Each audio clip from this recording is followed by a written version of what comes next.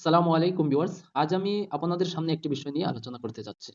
বিষয়টি হচ্ছে যে বিষয়টি আমি পড়ে শোনাচ্ছি। আচ্ছা, বিদ্যুতের প্রথম পর্যবেক্ষণ ৬০০ খ্রিস্টপূর্ব এর ঘটনা, এটা আজ মানুষেরা জানে এবং বিশ্বাসও করে যে উনি এমন কথা বলেছেন। কিন্তু নবীজি সাল্লাল্লাহু আলাইহি ওয়াসাল্লাম উনি তো খ্রিস্টাব্দের মধ্যেই আসছেন।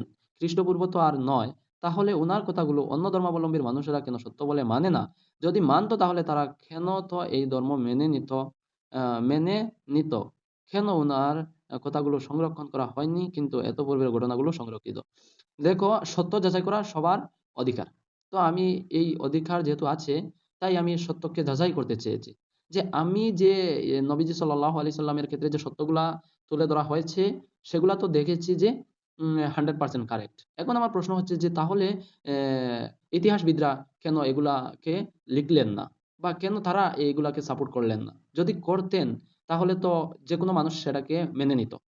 কারণ হচ্ছে যে ৬০০ খ্রিস্টপূর্ব অনেক পূর্বের কথা আজ পর্যন্ত কি হচ্ছে বিশ্বাস করা হচ্ছে যে বিদ্যুতের ক্ষেত্রে উনি বিদ্যুতের বিষয়টি পূর্বে বলেছিলেন। তো তাই আমি আজকে এই বিষয়ে জানতে চেয়ে যে দেখো ChatGPT অর্থাৎ এআই কি বলে। আমি কিন্তু যুক্তির সাথে মিলিয়ে নেওয়ার জন্য প্রশ্ন করছি যে যুক্তি কি বা উত্তরটা কি? তোমার প্রশ্নটা খুবই গভীর ও গুরুত্বপূর্ণ। এটা বিজ্ঞান না, বরং ইতিহাস, ধর্ম, বিশ্বাস আর তথ্য সংরক্ষণ এই ৪ টা বিষয়ের মিলনস্থল। আমি খুব শান্ত, নিরপেক্ষ ও যুক্তিভিত্তিকভাবে বুঝিয়ে বলছি। ৬০০ খ্রিস্টপূর্বের কথা মানুষ বিশ্বাস করে, কিন্তু নবীজি সাল্লাল্লাহু আলাইহি সাল্লামের কথা সবাই মানে না কেন? এখানে আগে একটা ভুল ধারণা পরিষ্কার করা জরুরি। মানুষ তেলিসের কথা বিশ্বাস করে না। মানুষ শুধু বলে ইতিহাসের কিছু গ্রিক লেখায় এমন কথা লেখা আছে। এটা ইমানের বিশ্বাস না, নয়। এটা হিস্টোরিক্যাল রেকর্ড অ্যাস অ্যাকসেপ্টেন্স। ইতিহাসের সংরক্ষণ আর বিশ্বাস ২ টা এক জিনিস না। ইতিহাসে কিভাবে কোনো কথা টিকে থাকে, ইতিহাসে কোনো কথা টিকে থাকে যদি লেখা থাকে, বহু কপি থাকে, বিভিন্ন জায়গা পাওয়া যায়, রাজনৈতিক শিক্ষা ব্যবস্থায় ঢুকে পড়ে। লিসের কথা গ্রিক দার্শনিকদের বইতে লেখা ছিল। ইউরোপের শিক্ষা ব্যবস্থায় সেই বইগুলো ধরে রেখেছে। তাই মানুষ বলে এই কথা বলা হয়েছিল, না যে এটা চূড়ান্ত সত্য। নবীজি সাল্লাল্লাহু আলাইহি সাল্লামের কথা কি সংরক্ষিত হয়নি? এটা একদম ভুল ধারণা। আচ্ছা, বাস্তব সত্য হলো নবী সাল্লাল্লাহু আলাইহি সাল্লাম এর কথা কোরআনে সংরক্ষিত। কিন্তু আমি এই উদ্দেশ্যে বলিনি। আমি বলেছি কোরআনে তো সংরক্ষিত জানি। কিন্তু আমি বলেছি যে তাহলে ইতিহাসবিদরা অ্যা কেন উনার সম্পর্কে লিখলেন না? তো ইসলামে জানা যায় উনি অনেক গুণী, মানে কি জানা যেত যে পৃথিবীতে আর এমন গুণী মানুষ আসবেন না। আর পূর্বেও ছিলেন না। তাই আমার প্রশ্নটা জেগেছিল। কিন্তু এআই বুঝতে পারেনি আমি কি সম্পর্কে বলেছিলাম। আচ্ছা, কোরআন সংরক্ষিত একটি অক্ষর বাদ দেয় বদলায়নি।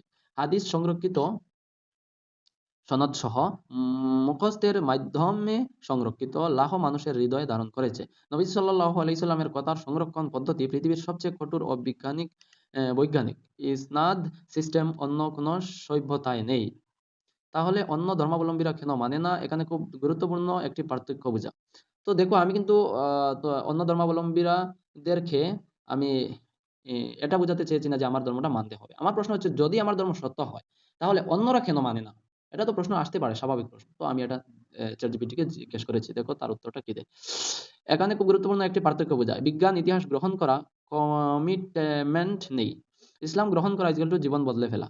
ইসলাম যদি কেউ গ্রহণ করে, আমাকে যে ChatGPT বুঝিয়ে দিয়েছে যে ইসলাম যদি কেউ গ্রহণ করতে চায় তাহলে তার জীবনকে বদলে ফেলতে হবে। মানুষ যদি ইসলাম মানে তাহলে তাকে জীবন ব্যবস্থা বদলাতে হবে। ১ম কারণ, দ্বিতীয়ত হচ্ছে নৈতিক সীমা মানতে হবে, অহংকার ছাড়তে হবে, সমাজের চাপ নিতে হবে। অনেকে সত্য বুঝলেও মানতে চায় না। এটা কোরআনেও বলা আছে। তারা সত্য চিনে কিন্তু অস্বীকার করে। সূরা বাকারা 2146। তাহলে তেলিসকে মানে নবীজিকে মানে না, এটা কি দ্বিচারিতা? হ্যাঁ, অনেক ক্ষেত্রে এটা বুদ্ধিবৃত্তিক দ্বিচারিতা। কারণ তেলিস ভুল হলেও সমস্যা নেই। নবীজি সত্য হলে জীবন বদলাতে হবে। তাই মানুষ বলে ওটা ইতিহাস, কিন্তু বলে না এটা হেদায়েত। মানে এটা তোমার মুক্তির পথ। হেদায়েত মানে মুক্তির পথ। একটা খুব গুরুত্বপূর্ণ কথা মনে রেখো, তেলিস বিদ্যুৎ ব্যাখ্যা করতে পারেননি। নবীজি সাল্লাল্লাহু আলাইহি ওয়াসাল্লাম মানুষ, নৈতিকতা, সমাজ, আখিরাত সব ব্যাখ্যা করেছেন। একটাকে মানুষ দেখে জ্ঞান আর অন্যটাকে দেখে দায়িত্ব।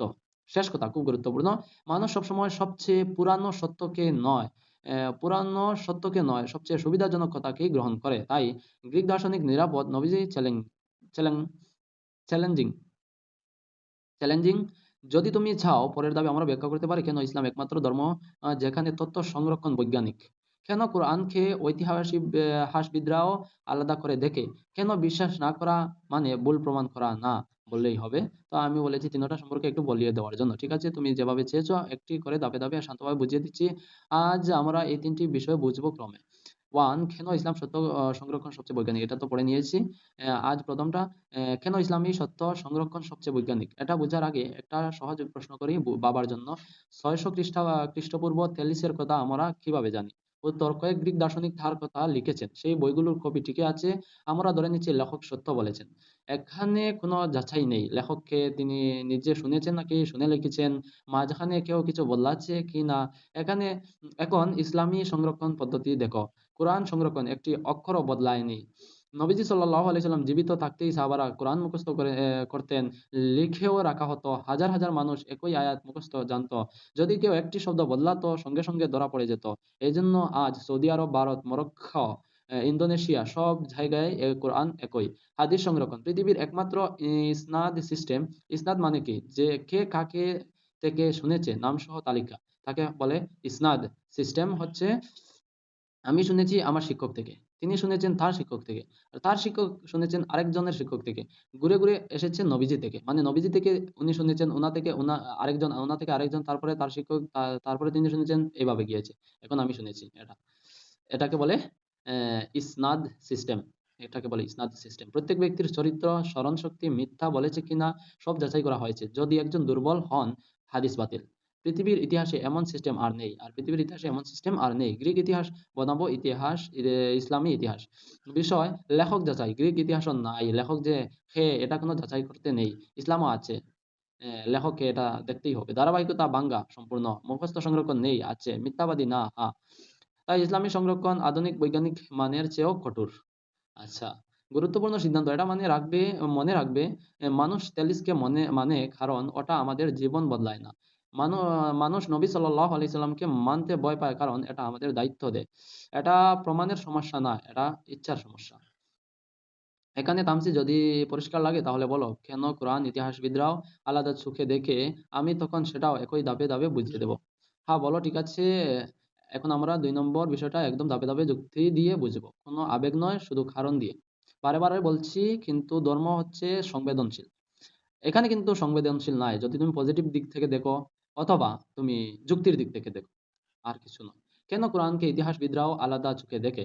এখানে একটা এই প্রশ্নটা হচ্ছে, এখানে একটা কথা খুব পরিষ্কার করে বলি, সব ইতিহাসবিদ মুসলিম না। তো আর এই যে সব ইতিহাসবিদ মুসলিম না, তার মানে তো আর যারা মুসলিম না তাদের একটা হিংসা ভাব, আর কিছু না। না হলে কেন এটা লিখবেন না? অনেকেই কোরআনকে আল্লাহর কিতাব মানে না, তবুও তারা বলে কোরআন একটি ইউনিক হিস্টোরিক্যাল ডকুমেন্ট। কোরআন একটা, কিন্তু ইতিহাসবিদরা এটা বলে যে কোরআন একটা ইউনিক হিস্টোরিক্যাল ডকুমেন্ট। কেন? তো কেন এটা বলেছে এখানে? কোরআন সময়কাল নিশ্চিত, ডেট ইজ ফিক্সড। বেশিরভাগ প্রাচীন বইয়ের ক্ষেত্রে সমস্যা হলো আসল লেখার সময় জানা যায় না। শত বছর পরে লেখা কপি পাওয়া যায়, কিন্তু কোরআনের ক্ষেত্রে নাজিল ৬১০ থেকে ৬৩২ খ্রিস্টাব্দ, লিখিত কবি নবীজি এর জীবনকালেই। আজও সেই একই পাঠ। ইতিহাসবিদরা যেটা পছন্দ করেন, text plus time plus continuity. Continuity কোরআনে তিনটাই আছে। সবচেয়ে পুরনো পান্ডুলিপি কোরআনের সাথেই মিলে যায়। উদাহরণ ধারণার বোঝার জন্য, বাইবেলের পুরানো কপি আসল থেকে আলাদা। হুম, বাইবেলের পুরানো কপিটা, আচ্ছা, গ্রিক বই আসল নেই, শুধু কপি। গ্রিক বইটা আসল নেই, শুধু কপি। কোরআনের ক্ষেত্রে প্রাচীন পান্ডুলিপি আজকের কোরআনের সাথে শব্দে শব্দে এক। ইতিহাসবিদরা এখানে থেমে যায় এবং বলে এটা অস্বাভাবিক। ইতিহাসবিদরা মানে না বা কোনো সময় লেখছেও না, এটা ঠিক আছে, কিন্তু তারা যে উত্তরটা দিয়েছে সেটা আমাদের শোনা প্রয়োজন। এটা অস্বাভাবিক কিন্তু বলেছে। কেন বলেছে একটু চিন্তা করে নেবে। একজন মানুষের লেখা হলে যেটা থাকার কথা কোরআনে সেটা নেই।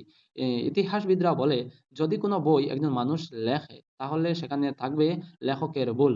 ভুল থাকতে পারে।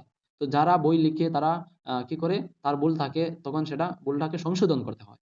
কিন্তু এটা একবার লেখা হয়েছে, তার কোনো ভুল নেই, নিজের পক্ষে কথা। সময়ের সাথে, আর দ্বিতীয় হচ্ছে যদি একজন মানুষ লিখে তো নিজের পক্ষে কথাটা লিখবে, সময়ের সাথে মত বদলিবে। কিন্তু কোরআনে 23 বছরে নাজিল, যুদ্ধ, শান্তি, সুখ, দুঃখ সব সময়ে ভাষা, দাবি, বার্তা একই। ইতিহাসবিদের প্রশ্ন, এটা কিভাবে সম্ভব? তো ইতিহাসবিদদের প্রশ্ন, এটা কিভাবে সম্ভব? এই প্রশ্নটা হচ্ছে মানুষের ক্ষেত্রে এটা কিভাবে সম্ভব? তো আল্লাহর ক্ষেত্রে এটা সম্ভব। আহ, কোরআন নিজের সংরক্ষণ নিজে ঘোষণা করেছে। ইতিহাসে আরো কোনো বই নেই যেখানে লেখা আছে আমি নিজেই সংরক্ষিত থাকবো। কোরআন বলে নিশ্চয়ই আমি এটি নাজিল করেছি, আমি এর সংরক্ষণকারী। আচ্ছা, এখানে একটা বড় কথা হচ্ছে ইতিহাস আর কোনো বই নেই যেখানে লেখা আছে আমি নিজে সংরক্ষিত। পৃথিবীর শুরু থেকে শেষ পর্যন্ত এমন কোনো বই নেই যেখানে লেখা আছে যে আমি নিজেই সংরক্ষিত থাকবো, কিন্তু কোরআনে বলে নিশ্চয়ই আমি এটি নাজিল করেছি, আমি এই সংরক্ষণকারী, আমি এর সংরক্ষণকারী। সূরা হিজর 59। ইতিহাসবিদরা এটাকেই বলে সেলফ ফুলফিলিং হিস্টোরিক্যাল ক্লেম। তো বলবে অনেক হয়তো বিধর্মীরা বলবে যে তাহলে তো আর সবাইকে কোরআন যদি পড়া ছেড়ে দেয় বা পড়াকে যদি জোর করে পড়ানো ছেড়ে দেওয়া হয় তাহলে তো এটা সম্ভব হবে যে এটা সংরক্ষণ থাকবে না। আহ, হ্যাঁ, ঠিক আছে, তোমার কথাটা এটা সম্ভব হতে পারে যদি সব আস্থা পৃথিবীর মানুষ এক হয়, কিন্তু মনে রাখবে এই সময় কি হয়ে যাবে, কিয়ামত হয়ে যাবে। এই যে সংরক্ষণ থাকবো সেটা বলা হয়েছে যে কিয়ামত পর্যন্ত সংরক্ষণ থাকবে, তার মানে এটা যেদিন হয়ে যাবে সেদিনই কিয়ামত। তো আল্লাহর কথা ঠিক যে তুমি যদি আজকে বন্ধ করে দাও তাহলে আজকেই কিয়ামত হয়ে যাবে, মানে পৃথিবী ধ্বংস হয়ে যাবে। ইতিহাসবিদরা এটাকেই বলে সেলফ ফুলফিলিং হিস্টোরিক্যাল ক্লেম। কোরআন দাবি করে এবং চ্যালেঞ্জ দেয়। গ্রিক দার্শনিকরা কি করেছেন, কথা বলেছেন, চ্যালেঞ্জ দেয়নি।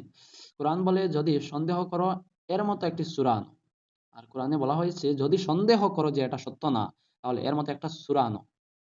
14 বছর ধরে কেউ পারেনি, কেউ প্রমাণ করতে পারেনি। আর যারা চ্যালেঞ্জ করতে চাও তারা এই আল্লাহর কথা যে বলেছেন সেটাকেই চ্যালেঞ্জ হিসেবে দেখতে পারো, যে যদি সন্দেহ করো এর মতো একটি সূরা আনো। 14 বছর ধরে কেউ পারেনি, কেউ প্রমাণ করতে পারেনি, এটা কপি। ইতিহাসবিদরা একে বলে আনআনসার্ড চ্যালেঞ্জ। এখানে সবচেয়ে গুরুত্বপূর্ণ কথা ভুল বোঝা না। ইতিহাসবিদরা সাধারণত বলে না কোরআন আল্লাহর কিতাব, কিন্তু তারা বলে এটার ব্যাখ্যা মানুষের লেখা দিয়ে করা যায় না। এটা বিশ্বাস না, এটা বুদ্ধিবৃত্তিক সততা। দেখো, বিশ্বাস এক জিনিস আর যুক্তি বা বুদ্ধি তো একটা যুক্তির দিক, যে তুমি যুক্তি দেখতে হলে তোমার বুদ্ধি লাগবে, বুদ্ধিবৃত্তিক সততা। তো বিশ্বাস একটা জিনিস যে আমি না দেখেই বিশ্বাস করে নিলাম, আর দেখেই বিশ্বাস করতে পারি, মানে বিশ্বাস ইজ ইকুয়াল টু কি হতে পারে, না বুঝে শুনে হতে পারে আর না বুঝে শুনে হতে পারে, অর্থাৎ যুক্তি হতে পারে তার না যুক্তিও থাকতে পারে। এই জন্য আমি কিন্তু বিশ্বাস করে, মানে বিশ্বাসের কথাটা না, আমি যুক্তির দিক থেকে আলোচনা করেছি। তাহলে মানুষ মানে না কেন, কারণ আবার সেই আগের কথা, কোরআন মানে অহংকার ভাঙ্গা, কোরআন মানে অহংকার ভাঙ্গা, জীবন বদল, জবাবদিহি। গ্রিক ইতিহাস মানে শুধু জ্ঞান। যদি প্রস্তুত থাকো পরের ধাপটা বলবো, কেন বিশ্বাস না করা মানে ভুল প্রমাণ করা নয়, বলো। কেন বিশ্বাস না করা মানে ভুল প্রমাণ করা নয়, এটাই আসলে ইসলামের সবচেয়ে গুরুত্বপূর্ণ পয়েন্ট। এখানে মানুষের বড় ভুল হয়। আমি বিশ্বাস করি না এর মানে কি? যদি কেউ বলে আমি এটা বিশ্বাস করি না, এর মানে সাধারণত তিনটা। আর একটা, আমি বিষয়টা জানি না, এক। দ্বিতীয়, আমি মানতে চাই না। তিন, এটা মানলে আমার জীবন বদলাতে হবে। তিনটার মধ্যে একটা তারতম্য। কিন্তু এর মানে এই নয় যে এটা মিথ্যা প্রমাণিত। ইতিহাস ও বিজ্ঞানে নিয়ম কি? কোনো দাবি ভুল বলতে হলে দরকার প্রমাণ, যুক্তি, বিপরীত তথ্য। শুধু বলা আমি মানি না এটা প্রমাণ নয়। একটা সহজ উদাহরণ খুব গুরুত্বপূর্ণ। ধরো কেউ বলল মধ্যাকর্ষণ আমি বিশ্বাস করি না। প্রশ্ন, তার তার অবিশ্বাসে কি মধ্যাকর্ষণ বন্ধ হয়ে যাবে? সে লাফ দিলে কি পড়বে না? বাস্তব সত্য, সত্য মানুষের বিশ্বাসের উপর নির্ভর করে না। আচ্ছা, নবীজিকে অস্বীকার করা ইজ ইকুয়াল টু ভুল প্রমাণ করা, এটা নয়। না, অনেকে বলে আমি নবী মানি না, কিন্তু প্রশ্ন হলো তারা কি প্রমাণ করেছে উনি মিথ্যাবাদী? তারা কি কোরআনের মতো কিছু এনে দেখিয়েছে? তারা কি সংরক্ষণ ভাঙতে পেরেছে? তোর না, তাহলে এটা কি ইচ্ছাকৃত অস্বীকার? কোরআন নিজেই এই মানসিকতা ব্যাখ্যা করেছে। দেখো, এই পৃথিবী, ইসলাম এমন একটি ধর্ম যেটি এই পৃথিবী যখন ইসলাম এসে গিয়েছে, এসে যাওয়ার পর এই পৃথিবীর সব ধর্ম হোক না ধর্ম হোক সবাইকে কিন্তু এই দাওয়াত দিয়েছে যে কি করতে ইসলামের দাওয়াতটা দিয়েছে। তো আল্লাহ বলেছেন জোর করে কাউকে মানাতে হবে না।